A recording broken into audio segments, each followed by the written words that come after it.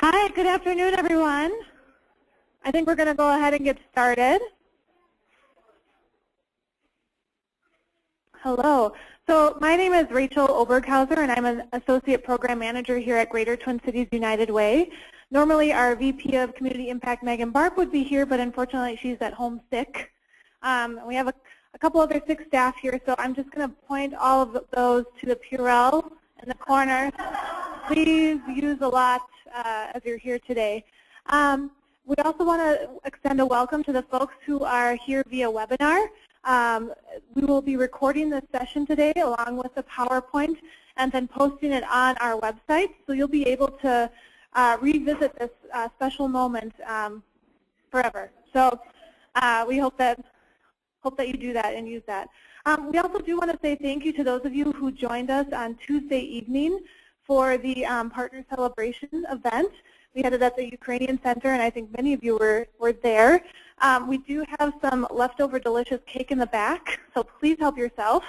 And we also, 3M generously donated some projectors, one to every organization.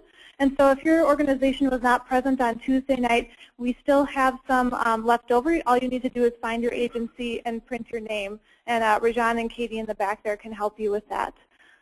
For those of you on the webinar who have not picked up yours yet, we'll be bringing these to upcoming grantee meetings, so you'll be able to pick them up here in the next month or so in February. All right. And I guess just one housekeeping note for folks here. Please feel free to use the restrooms. They're directly right behind the wall. We also have coffee and tea in the back, so please get up and help yourself. And we'll take just a small break probably partway through. So here's our agenda for today. I'm here to kind of give you a welcome, and then my colleague Naomi and I are going to run through some recording guidelines and some hints and tips on how to complete a quality report. Then we'll welcome up Tom Lance, who is in our IT department, and he'll actually run through how to get to the report online and how to fill it out via there. And then Melanie Dennis, who is also ill, will be filled by our Director of Operations, Katie Jurek. So she'll just kind of go through some of the resources and financial compliance items that you'll need to know. And then Marcia Fink, our Director of Stabilizing Families and Individuals, will also be stepping in for Megan Barb to give you an update on community impact and strategy refresh. And then we've also reserved some time to break out into sessions by goal area. So if you have questions on your specific indicators, that would be a great time just to connect one-on-one with your program manager.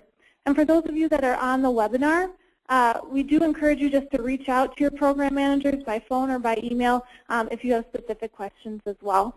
This is certainly not just a one-time opportunity. So before we kind of get into the details, I just want to set some high-level context about why annual reports. And I think for many of you that have done this training, maybe 38 years or so, we know that that you might think that there's kind of the same information, but we actually do use these reports year-round, even if you may not hear from us. And we're using this information with to help inform our donors who are interested either in specific topics and sectors, or we also use it as well, especially with the success stories with our donors, to really help understand what their donation is going for. We also use this information with other funders, other policymakers who are interested in knowing kind of what the landscape is like. So your reports really help us to communicate that effectively to other folks.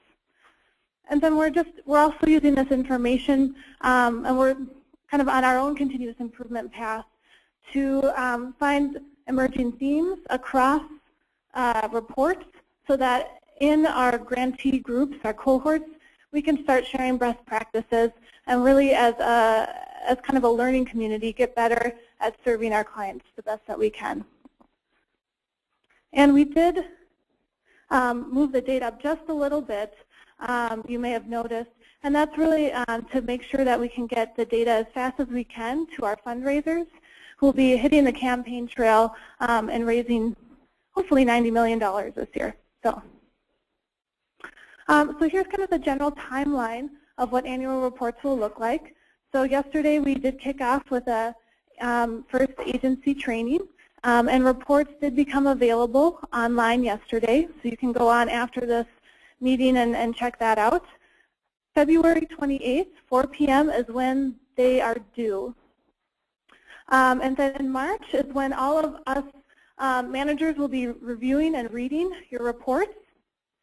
And then by April, we'll have finally approved all the reports. And in March, you may hear from us if we have any questions or need further clarification around something.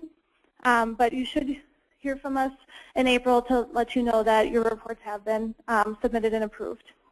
And then by June, by that time, all the data will have gone through our IT and marketing folks, and they'll put it in a way that's easy to understand and a way that we can communicate effectively to our donors. So that's kind of the timeline of what we're looking at right now. So just to review, this is what we're talking about today. Here's what you'll be submitting. An annual report where the data is starting January 1st, 2013 and going through December 31st, 2013. And that annual report is, again, you'll hear this probably multiple times today, February 28th, 4 p.m. We're also asking that you submit your either 2014 or your most current board roster. You'll see the email address here on the screen, grantees@gtcuw.org. And again, Katie will mention later some of the financial compliance pieces that are separate from this. So I'm just going to pause there really quickly. Are there any questions about anything that I just mentioned?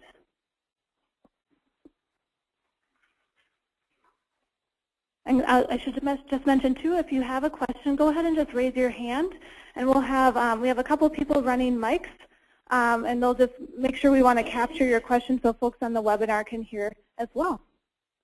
All right, so with that, I'm going to pass it on to my colleague, Naomi Zug-Fisher.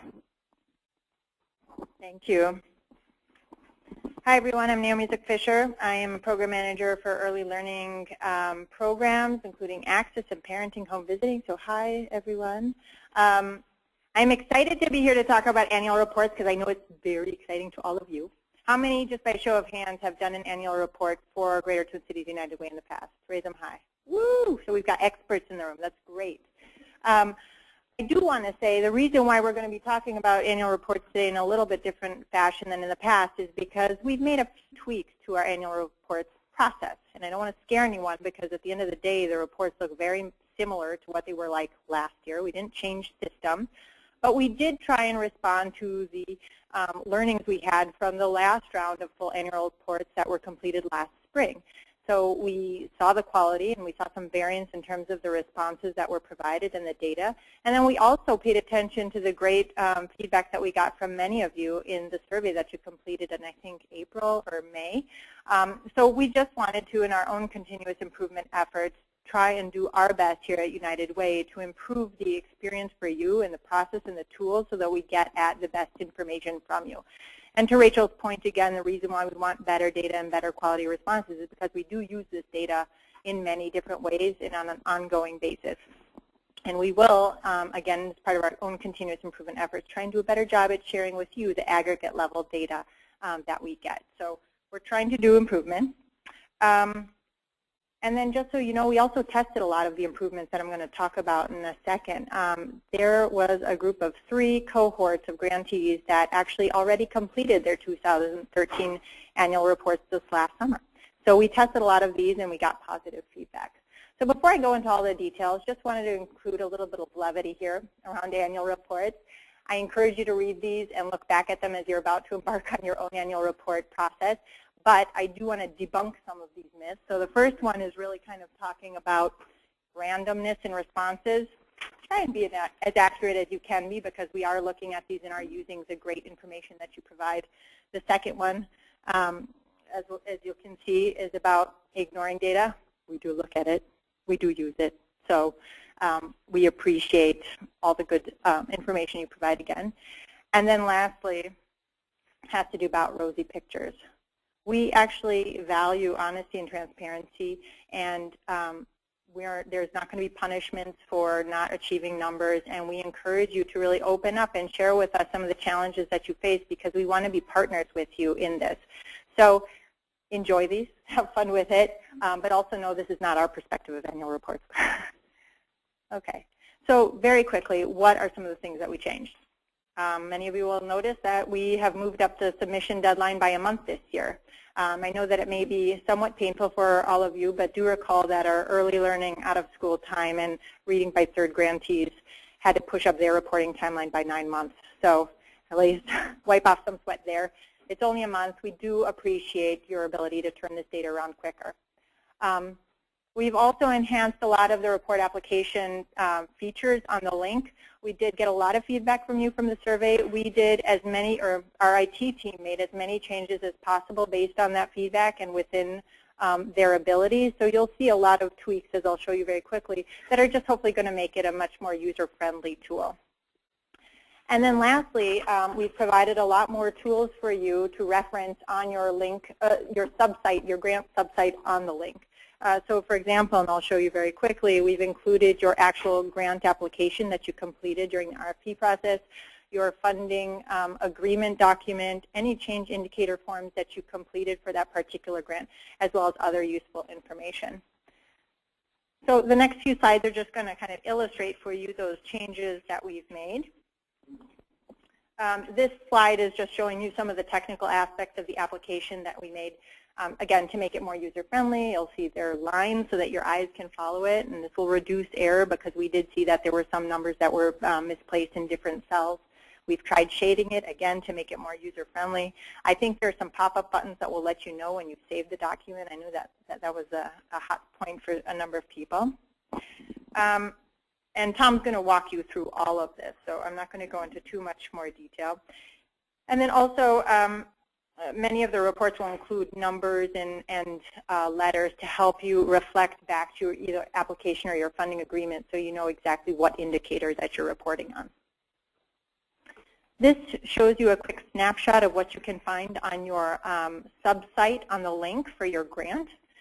Again, you're going to see your grant application that was completed however many moons ago, your funding agreement, which I encourage you to look at, and or your change indicator request form to refresh your memories in terms of what are the target numbers you said you were going to achieve on an annual basis. That's an important document in particular to reflect back on, because when it comes to the annual reports, and we'll get to this in a second, when we're asking about variance, we're actually looking at the raw numbers. So how many people did you say were going to achieve any one indicator compared to what you actually did? And if there is significant variance and there's a little bit of room for interpretation there, we encourage you to provide a small narrative as to why there is some variance. So you don't have to go back to your application, although that would not be a bad idea, but you can also go to your funding agreement and or any change indicator forms that you submitted. The last thing that we changed in a significant way, and that's what I'm going to get to in a second, is that we're trying to give a little bit more context and guidance into the content of the information. So in the past, we've done a great job, I would say, about the process. Where do you click to get access to? How do you save? All that kind of stuff. But we haven't talked too much about what is it that we're really trying to understand from these questions. And we do know from the responses that we've gotten in the past that there are some questions that are a little bit vague. And because we're going to be going through so many RFP processes in the near future, we didn't want to tweak the actual language of the questions, but we did want to try and provide better flow so that the questions make sense, to reduce redundancy, and also just give you a better idea of what it is we're looking for. So we've created a document that I'm going to walk you through in a second. It's called the Completing United Way Reports. It can be found on our website that Katie Jurek is going to point you to in a little bit later. This document really just spells out for you question by question what we're looking for.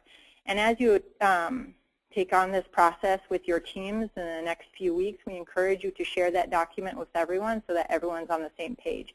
And I know that it looked like the great majority of this room has actually done annual reports, which is a great thing. But we want to encourage you to maybe just take a second to try and look at these questions in a new light and to perhaps answer them in a different way. And so that's what this document is really trying to lay out.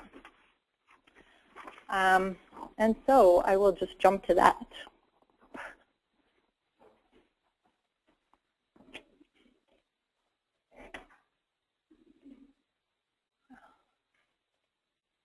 Okay, so does everyone have this document in front of them?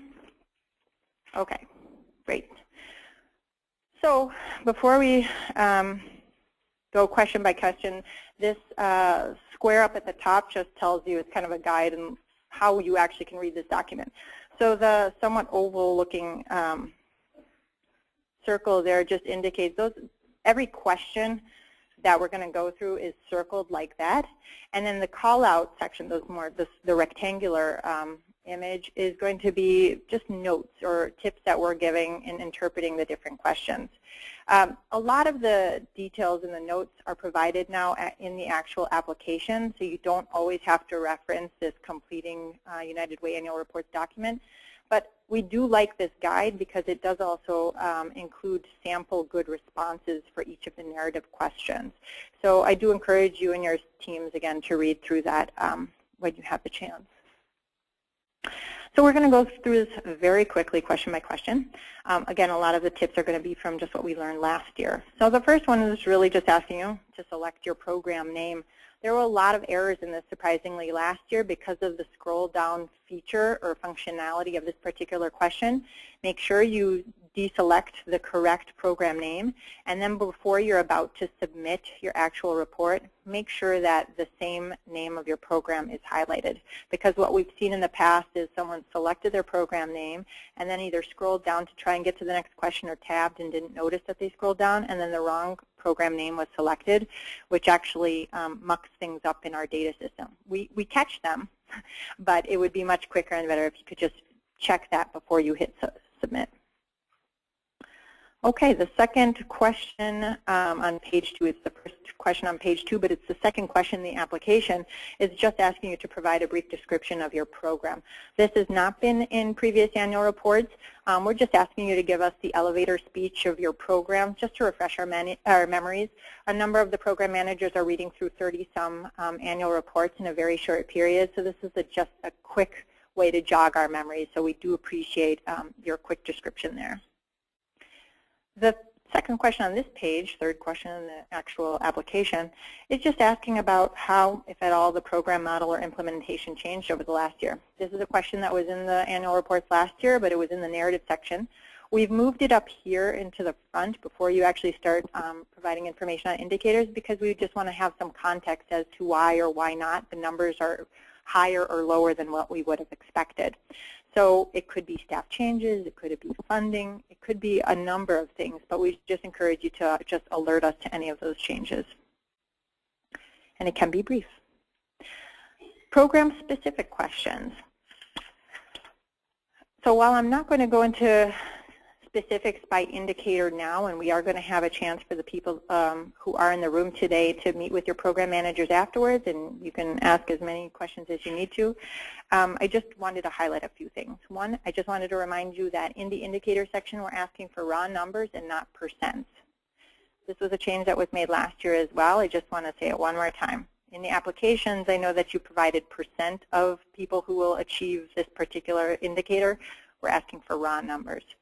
The other thing is, as I mentioned earlier, we did add back the variance box, and you'll see this when Tom walks through it in a second. Under each indicator, there is now a text box that you can provide narrative for why or why not there's variance.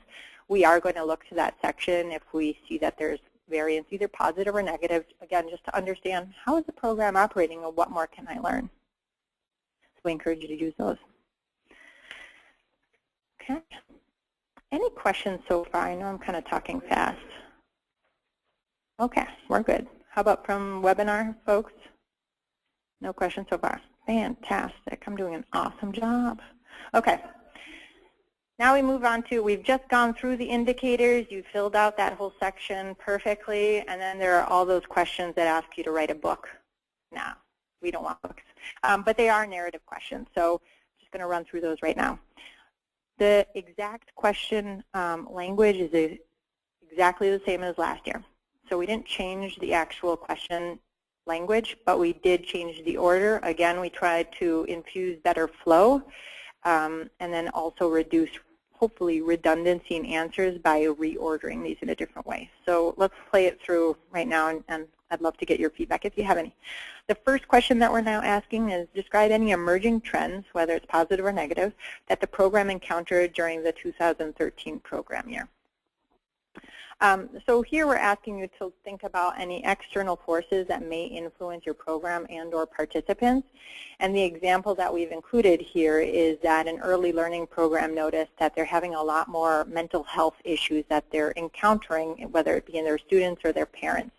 And they're having to think about things differently. Maybe the kids aren't getting to the indicators they thought they were going to be, and this is a possible reason why.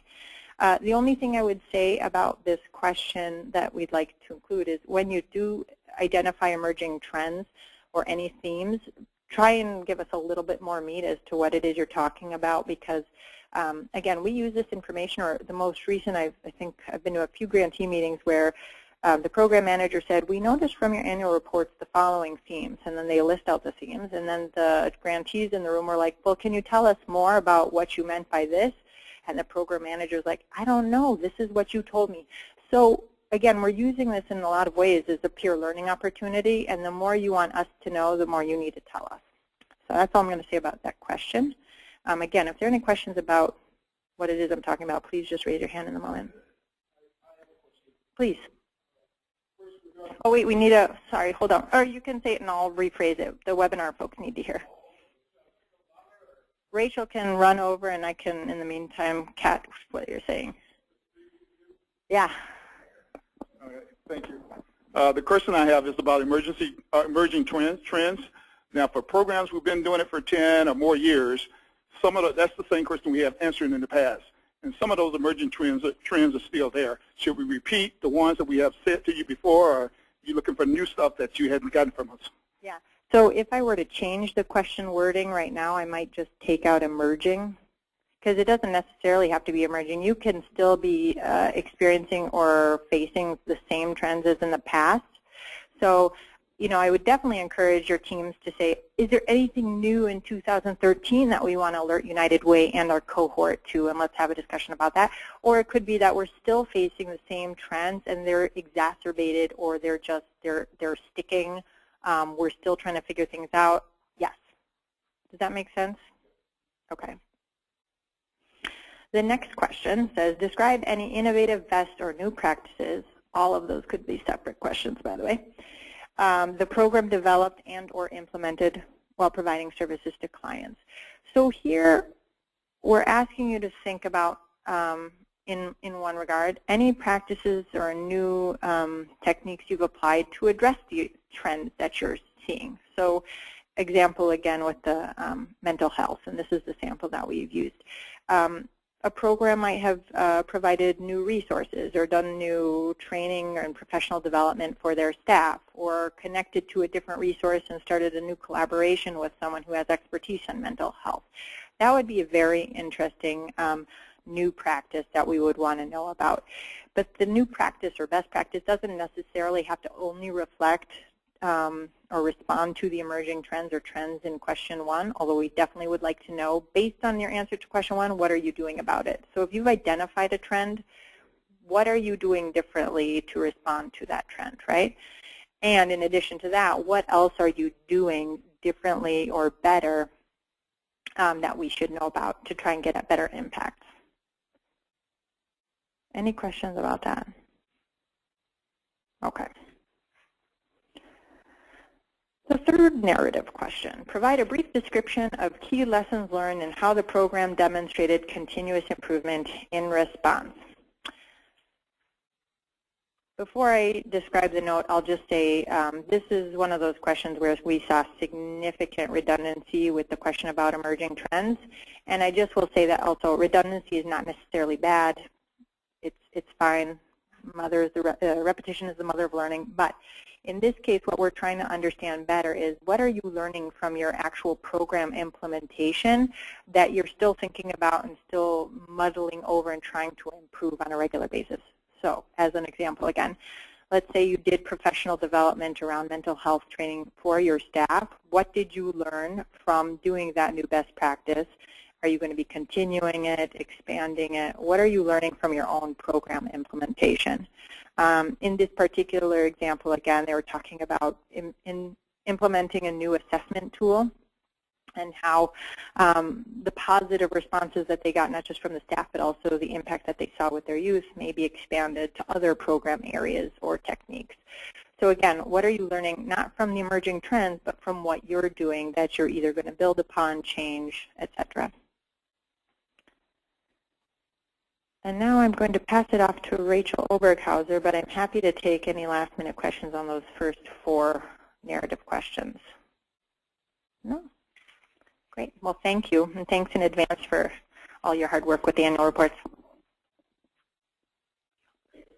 All right, so we're going to continue on and go to the next question here at the bottom of page 4. And this one asks you all to describe how collaborations in other organizations have enhanced expertise and or resources that maximize service to clients. And so really what we're looking for here is for quality and depth of relationships that directly relate to the outcomes you are seeking. So we're not interested in a list of agencies that you refer clients to, or we're not interested in agencies that have referred clients to you, or a list of agencies that you may have taken advantage of their free services. We're really looking for those partnerships that you spend time on a regular basis. And we have a really good example here. And again, as Naomi mentioned, these are real-life examples, sample cases, so these happened. And this one talks about LDA and Minneapolis Public Schools did a partnership together, did a training together, which led to a co-teaching model and something that they worked together on, and that this really improved the outcomes for their young people that they're serving. So you may only need to focus on 1 or 2. Don't feel like you need to list every single one, but really just highlight those partnerships that make a difference in your client's life. So the last narrative question on page 5, this one asks to provide a brief description of program participant success story. And again, as I mentioned in the beginning, this is these stories are used heavily by our marketing team to go out and fundraise around. And so as we thought about what makes a really great story, we have kind of 5 suggestions for you. The first one is that we recommend that the story be tied to an individual rather than a group. We also ask that they be tied to your program outcomes. And what we mean by that is if you have a program where Billy learns how to make a bike, that's great. But if your program's intention is to raise Billy's math scores, we want to hear a story about raising Billy's math scores rather than him building a bike. Does that make sense? Okay, great. We also want to see that there's some type of change or stabilization of the individual in your story. And we want to understand how your program played a role in that, either change or stabilization. So this is kind of your opportunity to brag a little bit.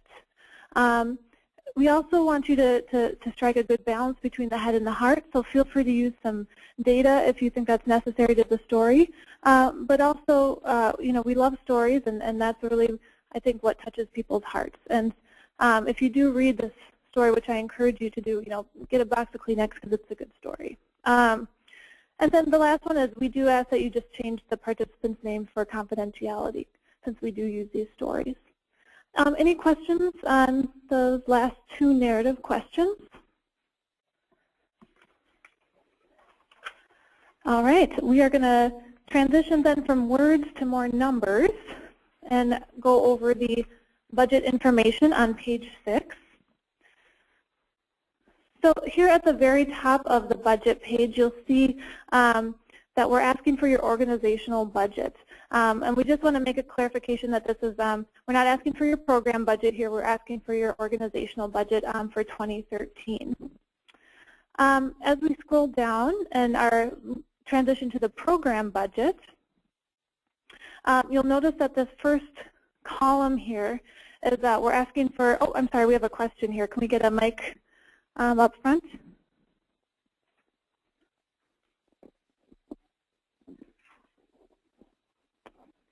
I'm just curious if you're looking at fiscal budget years or calendar budget years. Great question. We're looking at calendar budget years.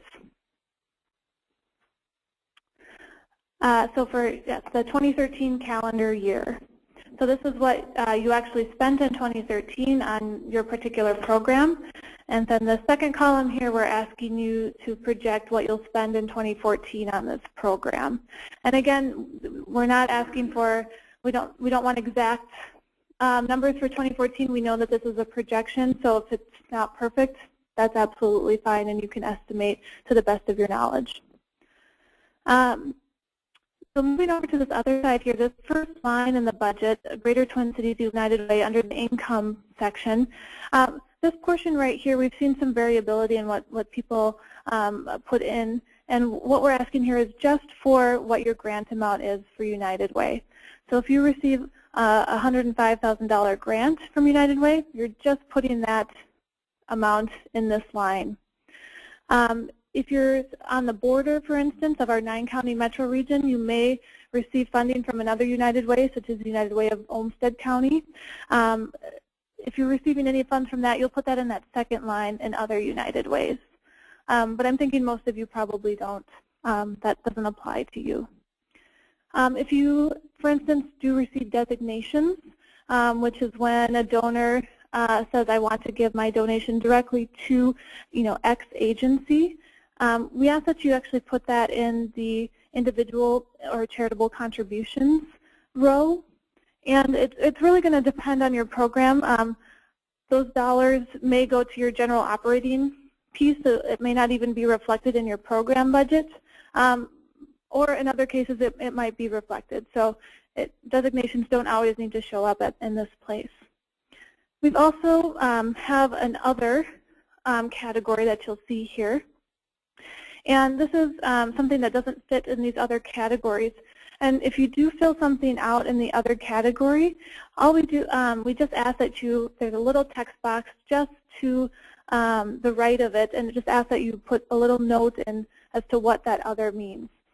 So the example here is that National Boys and Girls Club gave a grant to the local Boys and Girls Club. So that didn't quite fit in these other categories, so that's why they put it in the other. One thing that's not highlighted here that I do just want to mention is that under each of these, the government grants, the foundation grants, and actually just those two, you'll see that there's a row right underneath it that asks how many grants there are. So if you're getting $45,000 in government grants, how many grants is that? And we see some people kind of skip over that detail, so just wanted to highlight that as well. So we're going to move on to the expenses piece, which we don't really have too much here. We also have another line in expenses, and then we've also included a text box here too at the end for you to explain if there are any for any others in the expenses line, but also was there any abnormal events that occurred in 2013 that you want to just highlight? For instance, maybe you moved buildings and rent changed, and so that's why 2013 looks a little bit different than 2014. So something like that is a good place to give us context around the budget, because we always know that there's a story behind these numbers. So any questions about the budget before we move on? Yes, Rachel, we have a question over here. I want to come back a sec to the calendar year versus the fiscal year. Sure. So those of us that are not on a calendar year, we're putting together pieces of 2 different fiscal years. It's a little harder to track. Sure. And a little more work, right? Yep. Okay. And really what we're looking for is how much does it cost you to run 1 year of programming? So I would just say do your best with that, and if it's too difficult, go ahead and use your fiscal year. But really what we're looking for in this budget piece is what does 1 year of programming cost your organization? That's the most important piece. Any other questions around that? We have a comment in the back. No, I'm representing someone from the webinar, so I want to thank this person. Their question was, where would we put United Way funding from group money, such as the Women's Leadership Council and some of the other groups, and or United? Yes. So I would put it, I'm going to answer this unless great. Go ahead. You feel differently. I would actually put it in the other United Ways row. No, other. I would put it in other. Okay. Other United Ways are for United Ways from not Greater Twin Cities. Are there any WINGS grant recipients here or WLC? Okay, this all applies to you. So you're going to put it in other. And thank you to that webinar person who just asked that question. Yeah, great question. Is it the same person? In the past, we were told to enter information from our fiscal year. Can you repeat that, Naomi? They are questioning your response to one of the other questions, which is, in the past, we were told to enter information from our fiscal year, not calendar year. And so I think Katie's going to take that. Great. Yeah, I'm going to take that. So this gets a little confusing because we ask for a fair amount of paper. This is not your financial compliance. This is your program budget related strictly to your program. This is not your agency budget. Which would be, an agency might have a different fiscal year, but we're assuming most programs, and there are some exceptions to this, which we can do offline, especially with some school programs. Most programs are run January through December. And the budget we're looking at here is strictly related to the specific program you're getting a allocation for. So for instance, if you're Catholic Charities, you probably have 8 different programs that United Way is funding. One of these budgets would reflect one program. So financial compliance is going to come at a different time. We're going to talk about that. That's agency, and that's your fiscal year, which might be June to July or another time frame. Does that make sense?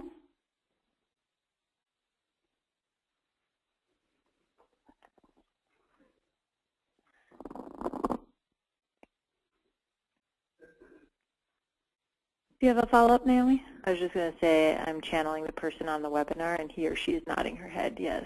Okay, thank you. Glad to get that affirmation. And again, as you are filling and completing out the annual report and questions come up, please don't hesitate to call your program manager or call Katie. In your packets, you do have email and phone numbers for everyone on that page. So please don't hesitate. Sounds like we have another question in the webinar. Yes, the question is in the total budget agency area. So the first question under organizational budget information. I thought I saw that it was the 2013 budget. Do you want the 2013 actual budget for the agency or 2014? I'm assuming they're referring to the organizational budget question. We do want what happened in 2013.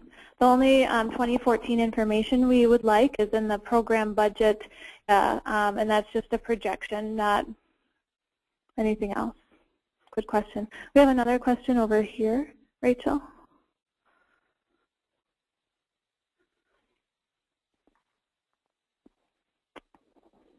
So for the programs that we reported on for the fiscal year, meaning the school-related programs, do you want an annual report for those as well? Can you give me an example? Like, for example, the Horizons Youth Program, we just filled out a report in the summertime for the, like, July 1st through June 30th. So that's an out-of-school time, correct? Yes. So you won't have to complete another annual report until next summer. So, and that one is operating on a academic calendar year, not a January to December year. So, yeah, you don't have to worry about Horizons until late August. Oh, shoot. So you came and you got to have some cake, right?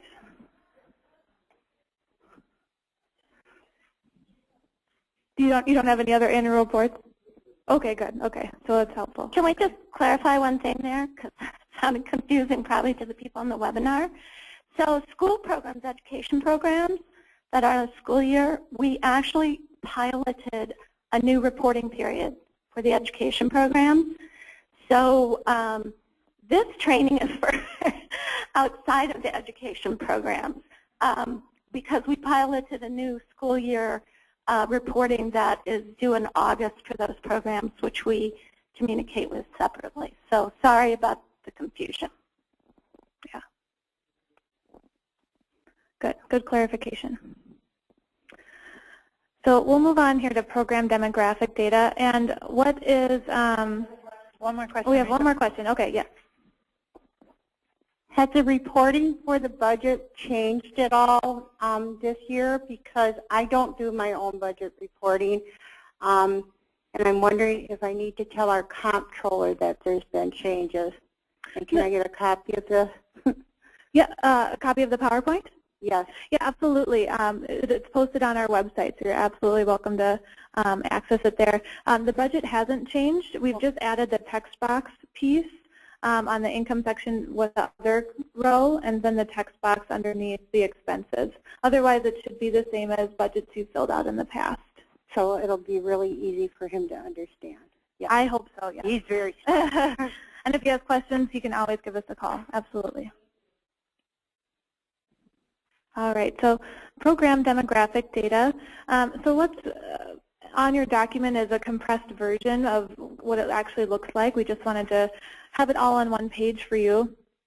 And the only thing we really want to call out here is that each of the categories does have an unknown row, which we understand collecting data is always a continuous improvement process. We're always getting better at getting more accurate information, but we just encourage you to really try to avoid large numbers in that unknown category, because we really do use this information with our donors and with our committee members to help understand kind of where impact is happening and where impact should be happening.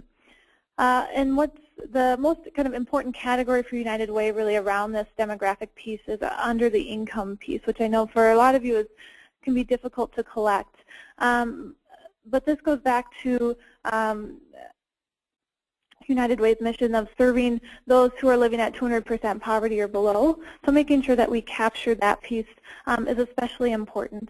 And you'll see too on our United Way website where this is posted is we do have the latest federal poverty guidelines. So you can look at that for families of 1 all the way up to families of 10, I think. So you'll be able to look at that information. And for those of you that use free and reduced lunch as your income indicator, that's at 185% federal poverty guideline. So that would fit in the kind of that middle row. So any questions on the demographic information?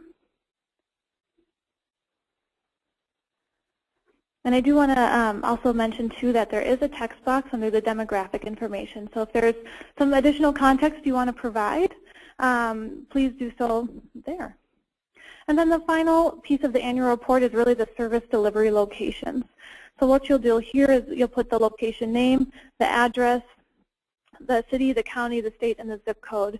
And then once you fill out one of those, there'll be a button that pops up to say, would you like to add another? So you'll click that, and then you can add as many as you like. For some of those programs that have maybe 200 site locations, I'm thinking of a Boy Scouts kind of organization, go ahead and just contact your program manager so you don't have to fill out 200 of those, and you could probably send an Excel sheet that we can load up.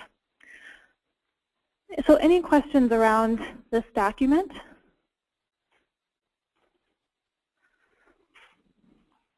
Great. I'm going to go back here to the PowerPoint.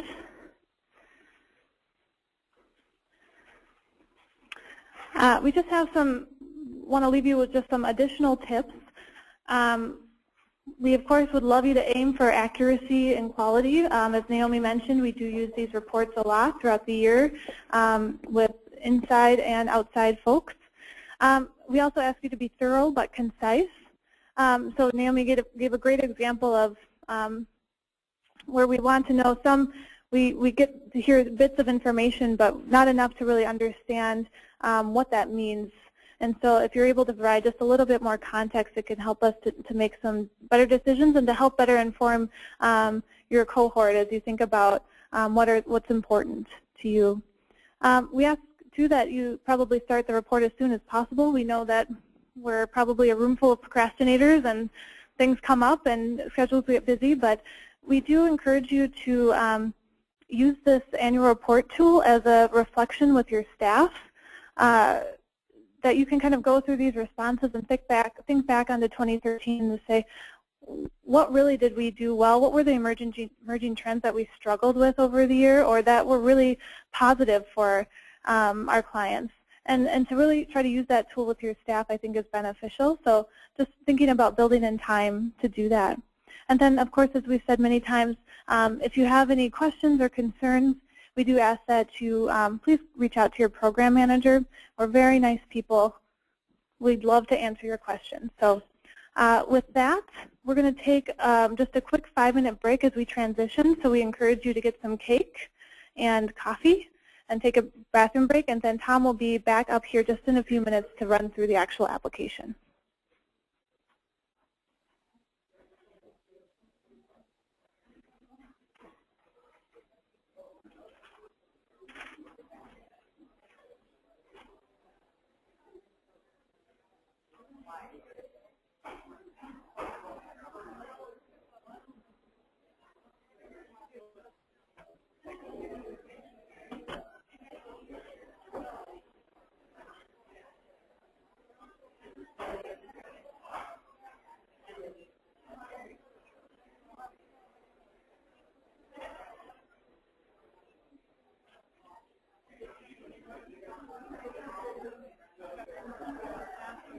I was kind of thinking you probably should do that.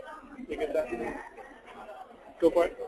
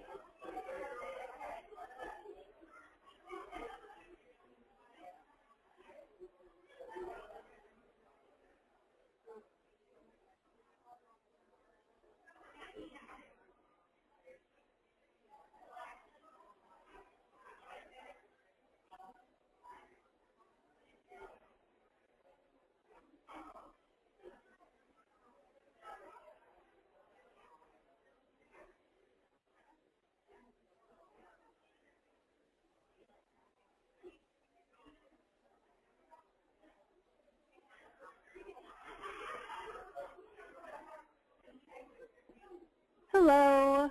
I think we are going to reconvene here and get started again. Before we welcome Tom up to the stage, I do just want to take this opportunity to introduce all of our community impact staff. So for those of you that have not met your program manager, you can kind of put a face to the name. So I'm going to ask CI staff to stand up when I call your name. So Naomi Zook-Fisher in the back there, she is overseeing early learning parenting as well as access, but parenting for this round of annual reports. We've got Marcia Fink, Director of Stabilizing Families, who will be reading some reports. We've also have Amy Lopez, who oversees our hunger and domestic violence area. And next to her is Naima Khan, who oversees our housing stability area. And then way in the back, we've got, you've already heard from our Director of Operations, Katie Jurek, can help on those pesky budget questions. And we've also got Bharti Wadi, who is in our education area. She oversees reading by 3rd grade. Next to her is Rajan Moon. He oversees our independence area for seniors and people with disabilities. Next to Rajan is our Director of Empowering Healthy Lives, Alana Wright. And she'll be looking at the health access grants as well as the healthy behavior grants. So if you have questions, she'd be your point person. And next to Alana is Rachel Speck, who oversees our jobs and training program. Am I missing anybody? And then we've got Carrie in the back, who's managing our webinar. Shout out to Carrie. And then I'll welcome up Tom Lance. Thanks.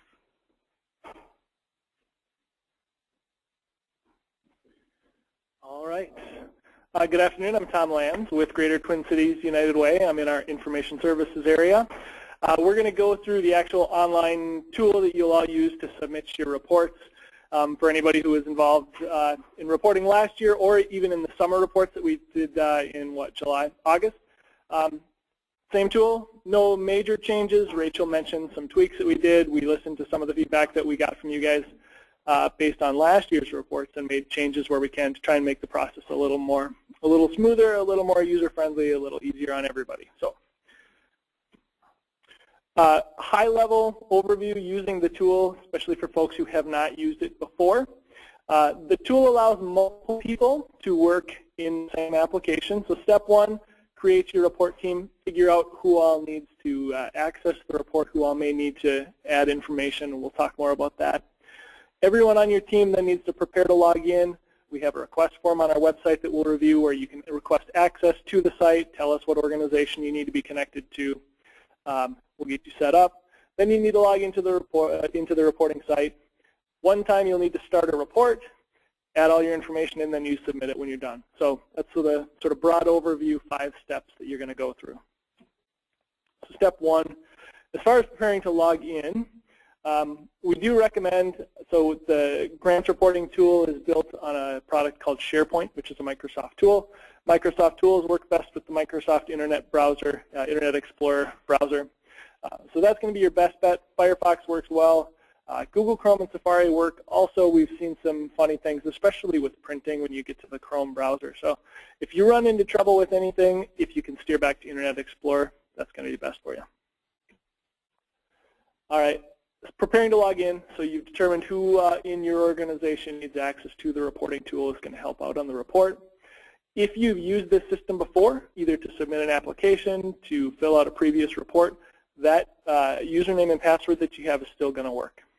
If you don't recall what your password is, visit the site. There is an I forgot my password. You'll plug in your username, your email address. It will send you a new password automatically. If you've never been to the site before, to the grants reporting tool, we've got the URL here, but it's on our website for nonprofits, funding resources for nonprofits, and annual reporting. There's lots of information on completing your annual report. Down at the very bottom of the page is an orange link to request a new user account. What we'll need from you is the organization that you represent, your full name, your email address. Warning that when you submit those, you'll get a little message saying that it's 2 to 3 days to complete those requests. Typically, they're filled much faster than that, but don't wait until February 25th. Try and get your user account. You're going to run into trouble. So give us a couple days. It's a manual process for us to take your account, set it up, make sure you're tied to the right agency. Once we've filled out our stuff, you get an email back automatically. So when we've set up your account, you should look for an email back from us. It's going to be coming from support@gtcuw.org. Subject line will be something like this. It's going to have your username, will be the email address that you provide. Then it'll have your password, an initial password that you can change after you've logged in the first time, and it will have a link back to the reporting site. For anyone who has, I think you all have printed copies of the PowerPoint. The printed URL, I think, is wrong. I think it says grantsproposal.gtcuw.org.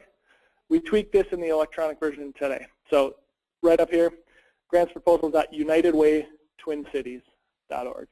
We changed the URL of our main website and a number of other things. This one didn't change. So links to each grant subsite are also on our main gtcuw.org website on the page with resources for reporting, for annual reporting.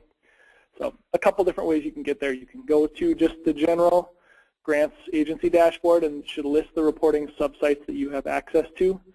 Or you can go to our to that annual reporting resources page and find your grants there.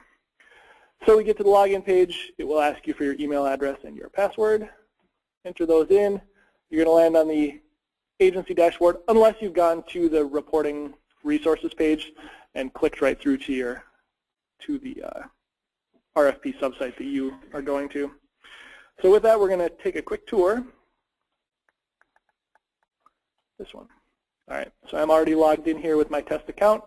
My test account I have aligned to Merrick Community Services, so we can see sort of what an end user sees.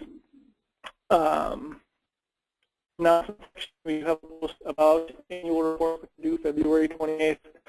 Information, contact information for Melanie Dennis if you run into questions. Staff contacts in the lower right-hand corner. Also, we have technical assistance down there as well. But what we're looking for here is this reporting subsites section. Again, you should see just those reporting RFP sites that you have access to. If you feel like you're missing anything, definitely let us know. We'll review the rules and make sure that your organization is tied to the right RFPs. So, click through to the Hunger Food Shelves. So this is going to go to the Hunger Food Shelves page, which if you submitted an application on this system, it's going to show that. If you reported last year in this system, it's going to show that. If you have previous documents that were submitted in our old system, you'll see a previously submitted documents folder that's going to have like your funding agreement, your past application. We might have old reports that precede this system as well in there, so take a look for that. Otherwise, the description of the RFP, the contact information for the program manager right here, and for, in this case, the Director of Basic Needs. On many of these pages, Melanie Dennis from our Operations Department, her contact information is listed there as well. So contact information if you run into questions. In this case, I already have a report that I've started, but pretend that that's not there. First thing I'm going to do when I come in here, if I'm the first person from my organization, we're going to start a new report just one time. Once we've started it and saved a copy, if anyone after you comes in and needs to edit, you'll work out of that document that's been created. But once we create a new report, so we give my report a name, and then from this drop-down menu, we're going to choose which organization we are reporting on. So in this case, Merritt Community Services. If for some reason you don't find your name in there, let us know, but those should be all set. As far as the name for your report, you're going to see just one report on the page, so it doesn't matter for you so much what you call it. When we come, we see 15, 20, however many organizations are reporting. So if you give us your funded agency name and the program name, that helps us to scan through and know right away which report we're looking for. So we've provided the name, we've chosen our organization. The first thing that I recommend you do is just go ahead and save that. Make sure that it's saved, make sure your account is set up right to save. We don't want to have anybody who keys in all of their information, hits save, and then finds that something was goofy with their account and they can't save. So save it, make sure that it gets into the system. Rachel mentioned that a few people reported, you know, hey, I hit the save button and nothing happened. I don't know whether my report is saved or not. So we changed that. You got a nice big message here confirming that your report was saved. If you don't see that, something's not right. Somebody actually even just this morning reported to me, they tried to save a report without a name.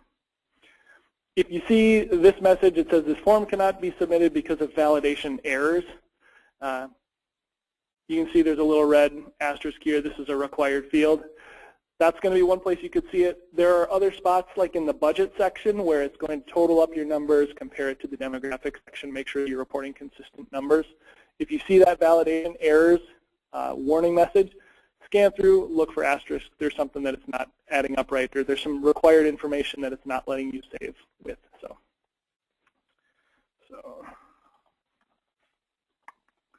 all right, so we've got our name, we've got it saved. Quick scan through the form itself. Most of this should be pretty self-explanatory. A change I'll point out here, I believe last year, so last year this section 1 just listed the indicators. It didn't include that explain any variance between your proposed and actuals. So we added boxes for each indicator where if there's a variance, you can explain item by item. Some of these may be blank if there's just nothing, there's no variance to explain. The other thing we did is we ordered and grouped these to match the application. So if your application, like in this case, there were both required and optional indicators, those are going to be grouped the same way they're also going to be ordered. So if you want to go through your application and compare what you proposed versus what you submitted, that should all be lining up. Narrative boxes, Rachel reviewed. So the organizational budget information. Oh yeah, can we get a mic?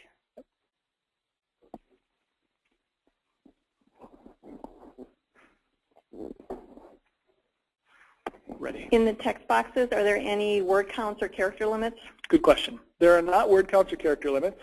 The only limit is the sort of speed reading ability of the people who are reviewing all these applications. So the one issue that we can run into with printing, and I'll get to printing the applications later, But just the way that this tool is built, if you get a single text box that extends more than a page long, we get a limit on what it can print. So there may be cases where you need to provide more than a page. If that is the case, we can help you with printing. But as far as what the box will hold, there's no firm limits. One other comment I'll make about text boxes. They're just basic text boxes. So we talk about if you want to, you can use Word to draft your report, use the spell check, things like that.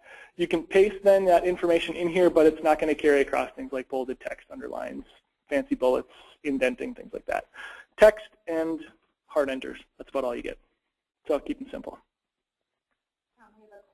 Yeah. Can more than one person be in the program report at the same time? You can be, yes, which is a caution that I'll repeat that probably 2 or 3 more times. Because you can be in it at the same time, there's also the danger of overwriting other people's work. So I have a blank, brand new copy up here. If somebody up at my desk opens the same copy and they're working on it, they fill out all the information, hit save. If 20 minutes later I hit save on this and I only fill in one field, it's going to save what was saved last. So you can be in there at the same time, which is okay if you want to review, but just beware of overwriting each other's work. And I'll explain again, if you didn't quite catch how it works, I'll explain at least one more time just to caution you. This is in the printed materials, and Rachel ran through it all, but with the budget information, everyone's filling out similar types of information. So that sort of guide on how to complete the budget and the demographics, we baked that right into the report this year. So it looks a little bit different formatting-wise. Instead of the call-out boxes, we highlighted and put text to the side. But you can see we've highlighted the organizational budget and put that tip on the left-hand side. Use your 2013 annual budget, actual budget, excuse me. So same type of hint text tips on how to fill out both the budget and the demographic section if you need it. Otherwise, let's see, we're in the, okay. Minor change, but we reformatted the tables here. I think before there were no grid lines and no gray bars. Hopefully the reformatted version here will be a little bit easier to follow, make sure that we get the right numbers in the right boxes. A link here again for the demographic data, top to that budget and demographic guide. And then Rachel touched on service delivery locations. We key in all of our information there. And there's a link down at the bottom. You click to add another address, and it just adds another section. And if you have just, a handful, key them all in here. If you do have 200, let us know. Questions otherwise on the form, on filling out the form? Are there interim save buttons or only at the top and bottom? There's a few of them. So there's one all the way at the bottom, one all the way at the top, one in the middle. They'll all do the same. Yep. We do recommend that you save regularly. If it's an online form, it's not saved to your desktop. We wouldn't want like a Wi-Fi connection to drop out, lose your work, anything like that. So as you're keying in information, go ahead and save as you go along. Tom, I'm going to just say something from a content perspective once more about the indicators, and I apologize if this is repetitive, but when program managers are looking at the indicator data that you report, we see variance in raw numbers. So if in your programs you said you were going to work with 100 folks, but for indicator 1, 80% are going to achieve that indicator, the target number for that indicator would be 80. If you then said 50 individuals achieve that indicator, we're going to see then a variance of 30, right? But for many of you, I know that maybe you've had different, changes in your program, so fewer people came in the door, and that 50% maybe represents 100% of the people you actually work with achieve that particular indicator. We're still looking at the raw numbers and not the percents, and I hope that makes sense, but we've seen some real variance in people's responses when it comes to that question. Are there any questions? I think I see some skewed eyebrows. Let me say it in a different way. We care about the actual number of people achieved when we're looking for the difference between what you said you were going to do and what you actually do. So the percent that you worked within your applications are still important to you, and they're important to us because they help us understand how your programs work on some level. we're still looking at variance in actual number of people that achieved any particular indicator. Yes. And there's a narrative section for you to explain the variance. That's right. There's a text box under each indicator for you to provide information about why there may or may not be variance. So never mind may not. Just if there's variance, please provide some information. Since we're talking about indicators, maybe this is a good time to ask this question. Chris Lee and I are wondering if how this is going to work, since in many ways we have an academic year program, but we're not an out-of-school time program. We're in healthy behaviors. So the reporting on the half-year and the half-year indicators, we've got new indicators. We haven't yet reported on last year's full-year program. So that's a good question. I'm going to have aligned that in the scout sessions, if it's okay, Alana. You're very unique. Okay. One other point I'll make about the form. So once you've keyed all of your information in here, a lot of organizations, either for review or for record keeping, want to keep a printed copy of it. There's a couple ways you can print this website. I can come up to my, it's going to be hidden there. I can come up to my browser tools, and I think I can say print this page up here. You can't do that. What's going to happen is it's going to print exactly how it looks on the page. So these text boxes are set to scroll if you get to be too long, and not expand so the page doesn't get crazy. If you use just your browser print, it's not going to expand to include all of that content. So what we've done is we have a print preview link up here. This is going to take you to a print optimized version. So you can see these are short little text boxes right here. They are going to expand to show you content up to a maximum of a full page, right? They can't break and wrap over to the next line. But so use that print preview, and that should cover most of our printing needs. Once all of your information is in there, then you've got everything is approved, you've reviewed it, your executive director has looked over it, everything's okay, good to go. One time we can go ahead and submit the report. Once the report is submitted, you're not going to have access to make any changes, so make sure you're done.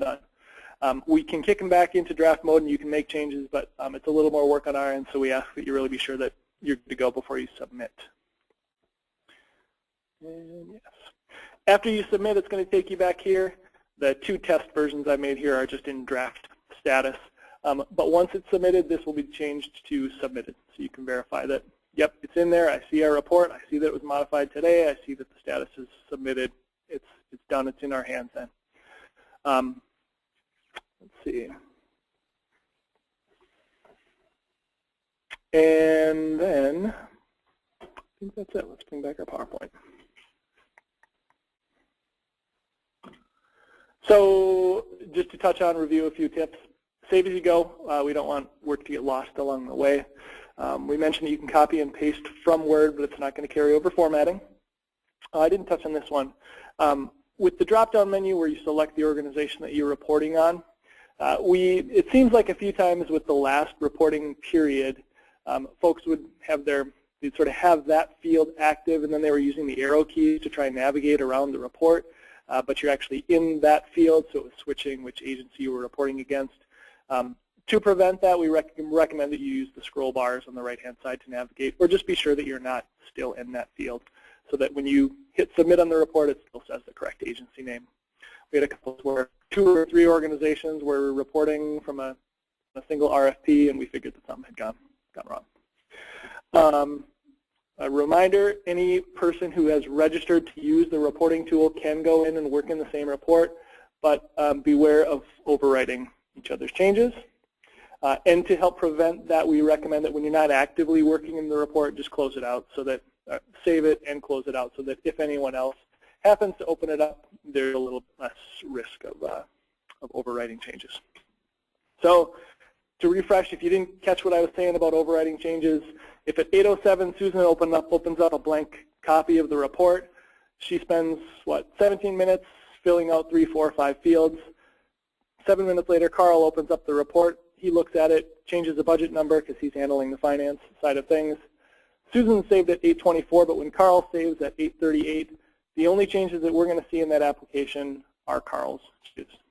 And we, as an IT department here at United Way, don't really have a way to get those back. So beware multiple people. So what we recommended for the education reporting, it may make sense to have, say, one person be the point person to enter in all of your information. You could sort of collect responses from the various people on your team and enter it in, or just clearly communicate, okay, I'm going to be in today making changes, so don't overwrite it. Any questions on that? Make sense? Cool. Checklist for submitting your report. Make sure everything is, all your fields are submitted. Make sure you've done all of your internal reviews, including approval from your executive director. One time, hit that submit button, and then verify in the dashboard that the status has changed to submitted. So just a couple of resources. I mentioned that on our main page, gtcuw.org, there is a section under funding resources for nonprofits. There's an annual reporting section. Number of documents, this training is going to be posted. The PowerPoint presentation is going to be posted. There is a section where you can see the links to the RFP subsites for all of the grant areas that are reporting this time. Service level agreement is out there. It's going to have information on the support that we can provide and contact information, things like that. Otherwise, there's support at gtcuw.org that 3 or 4 of us keep an eye on, and we'll respond to questions, and then our phone number for the help desk as well. And again, just a reminder to start early. Nobody likes to be dealing with emergency issues on February 27th when the report is due the next day. So, any final questions? Cool. Then I did my job. Katie Jurek, I believe, is going to follow me up.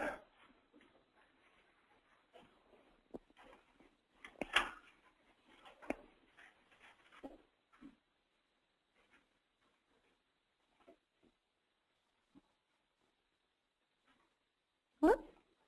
That's the wrong way.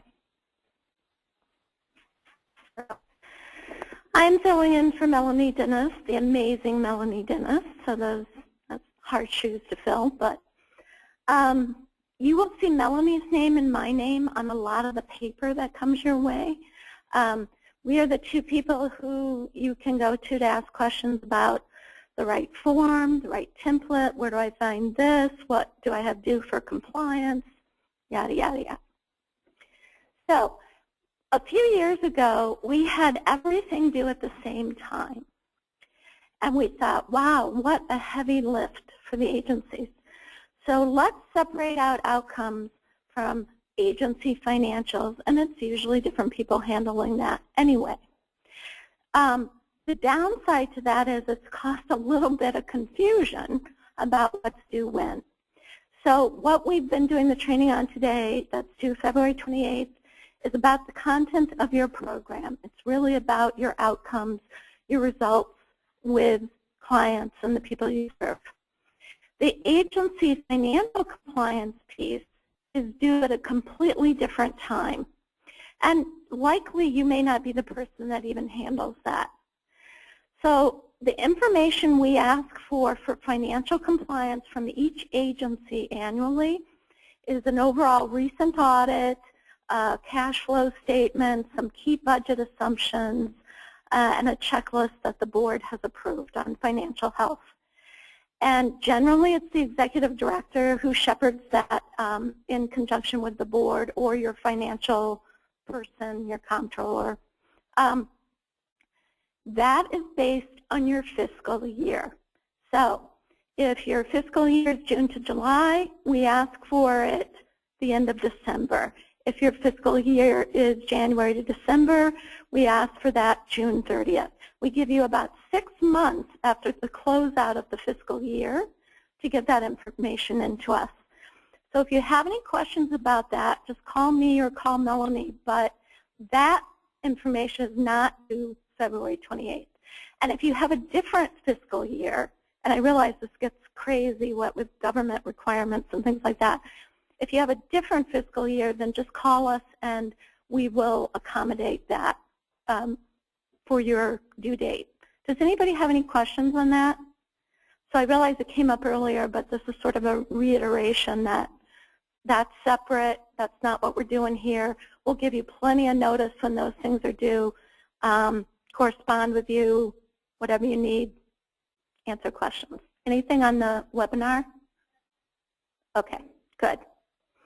The only information that's due, the only separate piece of information that's due with the report is your current board roster, which we ask you to just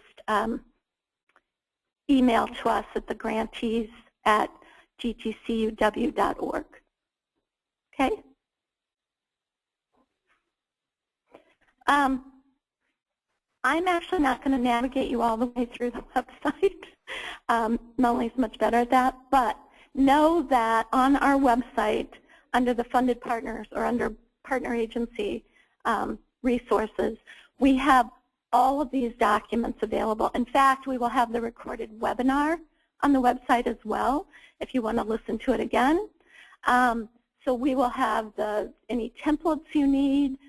We have an FAQ sheet for you. We have all the things we talked about today in some form or another is available to you on the website. And if that proves confusing, navigating the website, just give us a call and we can walk you through it. Does anybody have any questions? Does everybody know our website, www.gtcuw.org? Okay. I have to think about the acronym now. We did the United Way Twin Cities for so long. Okay. I'm going to turn it over to Marcia Fink, who's going to talk a little bit about strategy refresh and community impact.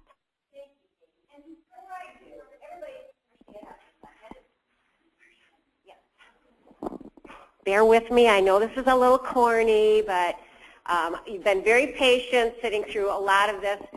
Hold up your right hand and tap your left shoulder. Yes, pat ourselves on the back. Now you can sit down. So what we've gone through today is a really critical reporting and learning tool that we use and that we use with all of you. It really helps us all learn. But what's really important is the work, the hard work that you all do every day. And we don't forget that, and I know you don't forget that. You make a difference in so many people's lives, and together, the amplification of all the work that you do together and collectively is making a difference in the community. And this is one way for us to collectively tell the story of all the great work that we do, of all the difference that we make. So thank you for that. Thank you for being our partners. And with that, we are in the process of doing what we're calling strategy refresh. Has anybody in this room not heard the term yet related to United Way? So just quickly give you an update of where we are with that. Number one, the reason why we're doing it is because we really haven't looked across the board at our 10 goal areas and, since the middle 2000s, and we know things have changed in the community, demographics, community conditions, and so we want to really take another fresh look at what's going on, and we're bringing all of you into those conversations. Between now and Valentine's Day, we're going to have engagement opportunities. We're going to be involved in about 60 different engagement opportunities. And all of your organizations will be involved in a number of different ways.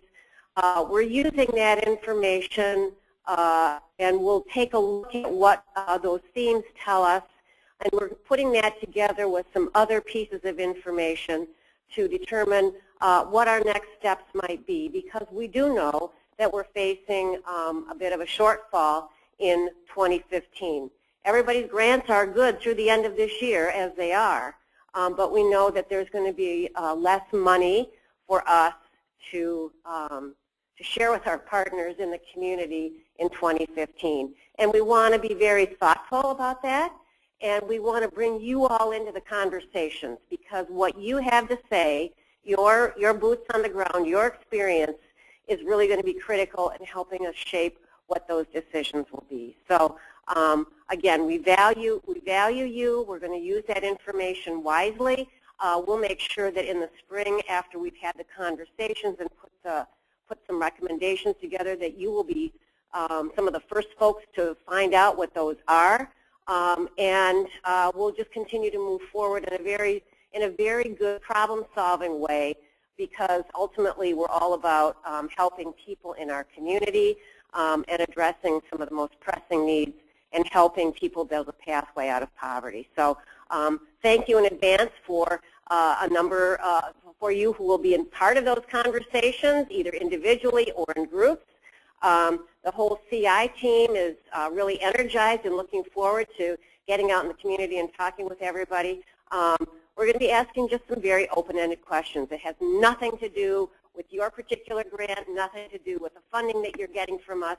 It's really getting your wisdom and insight about what's really critical, what's changed, and what United Way could do about that. So I think that's probably one of the favorite questions is, you know, if you had a magic wand, what would you do about some of the conditions and changing issues that you see, and how can you advise us in those changes? So that's strategy refresh, and I think unless there's any questions about that specifically, are there any questions? I know it's a little bit of an angst causing conversation, but again, we're bringing you all into this. We're not just making some decisions here as a staff. We want to make sure we get your input. Before you leave, I want to make sure that everybody that did not get, thank you, Alana, for pointing to Rashawn and Barty back there. If you didn't get your gift from 3M, okay, cake. And if you do have any pressing question regarding your specific program's annual report, please see the program manager that was identified. And if you have questions afterwards, of course, please don't hesitate to call us. Thank you again. Thank you for your attention, and we'll talk soon.